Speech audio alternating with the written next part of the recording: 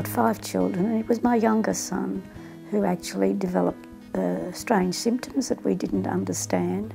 And finally, we were told that he had a diagnosis of schizophrenia.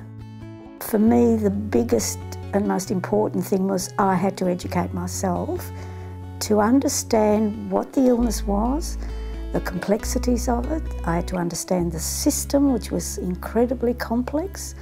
I had to also understand and teach my husband and my family what the illness was, and the greatest thing of all was to keep the family united. The importance of Are You OK? Is a really great way of speaking to the public, because I can remember at the time I was frightened to talk to anybody. Breaking down the stigma within a culturally diverse people that we have now in Australia is a really serious issue. I think, number one, the professionals who are treating the people need to understand the diversity in their cultures, their beliefs, because there have been instances where I've met with families who have certain beliefs and doctors haven't realised, and the impact of that on their Australian-born children has been quite significant, actually.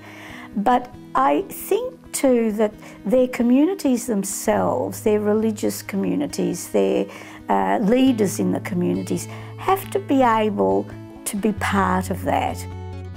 I was asked to see a lady, and she was from an Irish background actually, and she was extraordinarily distressed. Her son was in hospital, and the social worker working with the lady asked me would I meet with her and have a chat. So the social worker said she's very confused, she's very distressed. So we had a cup of coffee in the little clinic area, not necessarily where the doctors and nurses were. And I just did that. I just quietly told her who I was and I said, just tell me what's happening. And she started talking, and she talked non-stop for half an hour, and I didn't understand a thing she said. Absolutely, I couldn't understand her accent. She was so upset. But I had an instinct of just listening and being quiet.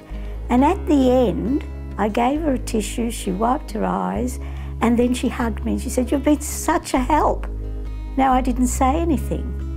And to me, listening is really important.